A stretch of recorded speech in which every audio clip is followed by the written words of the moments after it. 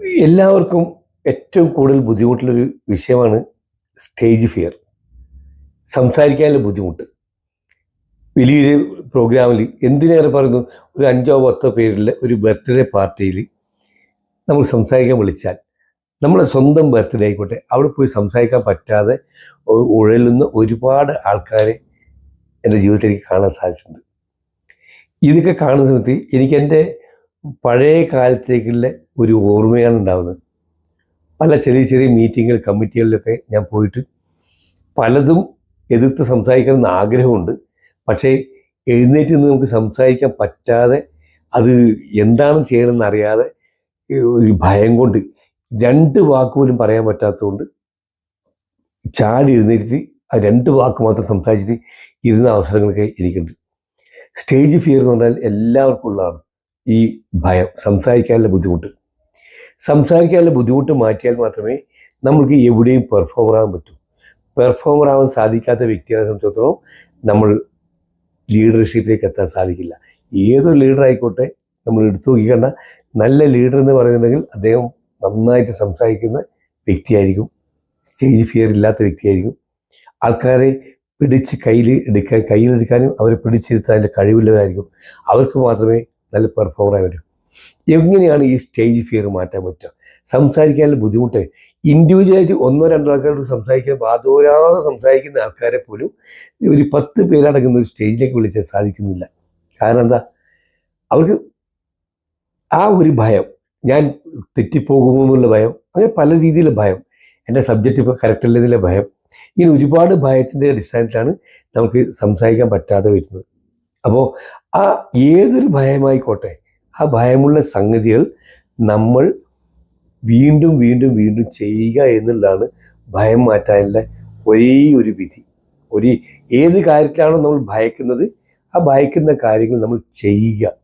അപ്പോൾ നമ്മൾ സംസാരിക്കാനാണ് ബുദ്ധിമുട്ടെങ്കിൽ, ആ സംസാരിക്കുന്ന വിഷയം ഒരു 3-4-5 പോയിൻ്റായിട്ട് നമ്മൾ എഴുതി തയ്യാറാക്കി വെക്കുക. എന്നിട്ട് നമ്മൾ ആ വിഷയം വീട്ടിലിരുന്ന് ഒറ്റപ്പെട്ട റൂമിലായ ശരി, അവരുടെ മുമ്പിൽ ഇരുന്ന് നമ്മൾ സംസാരിക്കുക. വെറുതെ സംസാരിക്കുക. നമ്മളൊരു കണ്ണാടി നോക്കി സംസാരിക്കുക. ആ സംസാരിച്ചിട്ട് ചിലപ്പോൾ അതിൽ പോരായ്മകൾ ഉണ്ടാവും, വീണ്ടും തെറ്റിപ്പോവും, അപ്പോൾ വീണ്ടും സംസാരിക്കുക. അങ്ങനെ ആ വിഷയത്തിൽ നല്ല രീതിയിൽ പഠിച്ചതിന് ശേഷം ഈ 5 വിഷയം ഒരു ചെറിയ പേപ്പറിലാക്കിയിട്ട്, പേപ്പർ കട്ടിങ്ങിൽ എഴുതി തയ്യാറാക്കിയിട്ട് നമ്മൾ ആ പ്രസൻറ്റേഷൻ ചെയ്യുന്ന സ്ഥലത്ത് പോയി അവിടെ നിന്നതിന് ശേഷം, അവിടെ പോയി നമ്മൾ പേര് വിളിക്കുകയാണ്, പേര് വിളിച്ച് നമ്മൾ അവിടെ പോയി നിന്ന് വളരെ ശാന്തമായി നിന്ന് അത് പോകുന്നതിന് മുമ്പായിട്ട് ഒരു ഗ്ലാസ് വെള്ളം കുടിച്ചാൽ നല്ലതായിരിക്കും. ആ വെള്ളം കുടിച്ച് കഴിഞ്ഞാൽ നമുക്ക് ബ്രീത്തിങ്, അതുപോലെ തന്നെ ഈ സ്റ്റേജിൽ കയറുന്നതിന് മുമ്പായിട്ട് 2-3-4 തവണ നല്ല ദീർഘശ്വാസം, ബ്രീത്തിങ് എടുക്കുക. ദീർഘശ്വാസം എടുത്ത് ആ ശ്വാസം എടുത്ത് എത്ര സമയത്ത് കൊണ്ടാണ് എടുക്കുന്നത് അതിൻ്റെ 2 ഇരട്ടി സ്ലോയിൽ വേണം നമ്മളത് ആ ബ്രീത്തിങ് വിടാൻ.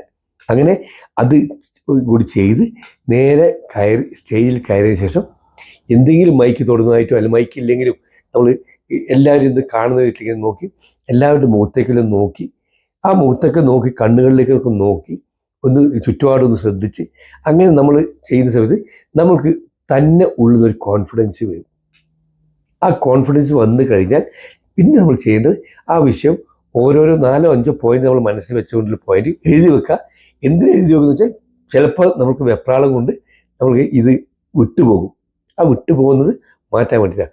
എന്നിട്ട് അത് ആദ്യഘട്ടങ്ങളിൽ നിങ്ങൾക്ക് അത് നോക്കി വായിച്ചാലും കുഴപ്പമൊന്നുമില്ല, എടുത്ത് നോക്കിയിട്ട് ആ പോയിന്റ് ചെയ്യാൻ, ഓരോ പോയിന്റിനെ കുറിച്ചും നമ്മൾ എന്ത് ചെയ്യുക, ഒന്ന് അത് എക്സ്പാൻഡ് ചെയ്ത് നമ്മളത് സംസാരിക്കാൻ ശ്രമിക്കുക. ആദ്യഘട്ടത്തിലൊന്നും സംസാരിക്കാൻ വരില്ല, ഈ 5 പോയിന്റ് മാത്രം പറഞ്ഞിട്ട് തിരിച്ചു വരേണ്ടി വരും. എങ്കിലും അതിനെ ഭയക്കാതെ നമുക്ക് ജീവിതത്തിൽ മുന്നോട്ട് പോകണം, നല്ലൊരു ലീഡറാവണമെന്ന് ആഗ്രഹമുള്ളവർ അത് ഭയക്കാതെ നമ്മളത് തുടർന്ന് ചെയ്യുക. അതിനെ ഒന്ന് എക്സ്പാൻഡ് ചെയ്ത് സംസാരിക്കുന്ന സമയത്ത് നമുക്ക് വളരെ കോൺഫിഡൻസ് കിട്ടും. ആദ്യത്തെ ഒരു കാര്യത്തിൽ മാത്രമേ കോൺഫിഡൻസ് കുറയൂ, പിന്നെ നമുക്ക് നല്ല രീതിയിൽ കോൺഫിഡൻസ് കിട്ടും. അത് പിന്നെ ആ സബ്ജക്റ്റിനെ കുറിച്ച് ഒന്നുകൂടി എക്സ്പ്ലെയിൻ ചെയ്ത് ഓരോ സബ്ജക്റ്റും ഒരു 5 മിനിറ്റ് സംസാരിക്കുകയാണെങ്കിൽ 5 മിനിറ്റ് 25 മിനിറ്റ് സംസാരിക്കുന്ന ഒരു സ്പീച്ച് ഭംഗി ബ്യൂട്ടിഫുള്ളായി നമുക്ക് സംസാരിക്കാൻ സാധിക്കും. ഇതൊന്ന് ചിലപ്പം ആദ്യത്തെ സമയത്ത് 1 മിനിറ്റ് ഇത് എക്സ്പാൻഡ് ചെയ്ത് കിട്ടുള്ളൂ. ചിലപ്പോൾ അത് ആദ്യം ഈ ഒരു ഒറ്റ വരി പറഞ്ഞുകൊണ്ട് ഈ 5 പോയിന്റ് പറഞ്ഞുകൊണ്ട് നമുക്ക് നിർത്തേണ്ടി വരും. കുഴപ്പമില്ല. പക്ഷെ വീണ്ടും എന്ത് ചെയ്യണം, അത് അടുത്തൊരു സ്ഥലത്തും ഇതേ പോയിന്റ് എന്ത് ചെയ്യുക, ഒന്നും കൂടി എക്സ്പ്ലെയിൻ ചെയ്യുക. ഇതേ പോയിന്റ് വേറൊരു സ്ഥലത്ത് അത് വീണ്ടും എക്സ്പ്ലെയിൻ ചെയ്യാം. ഇല്ലെങ്കിൽ വേറെ പോയിന്റ് എടുക്കുക. അങ്ങനെ നമ്മൾ നമ്മുടെ ആ സ്കില്ലിനെ നമ്മൾ കൂട്ടി കൊണ്ടുവരണം. സംസാരിക്കുക എന്നുള്ള കഴിവ് അത് ഒരു സ്കില്ലാണ്, ടാലൻ്റ് അല്ല. അതുകൊണ്ട് തന്നെ നമുക്കതിനെ കൂട്ടി കൊണ്ടുവരാൻ സാധിക്കും. അത് 1 മണിക്കൂറോ 2 മണിക്കൂറോ പിന്നെ ഒരു മുഴുനീളം ഒരു ദിവസത്തെ ക്ലാസ് ആയിട്ടൊക്കെ നമുക്ക് മാറ്റിയെടുക്കാൻ സാധിക്കും. ഇതൊക്കെ ഓരോന്നും പറയുന്നത് ഞാൻ എൻ്റെ അനുഭവത്തിൽ നിന്ന് ഞാൻ പറയുന്ന കാര്യങ്ങളാണ്. ഇത് ചെയ്താൽ നിങ്ങൾക്ക് എല്ലാവർക്കും ഒരു നല്ലൊരു സ്പീക്കറായി മാറാൻ സാധിക്കും. എല്ലാവർക്കും ഒരു ശുഭദിനം നേരുന്നു.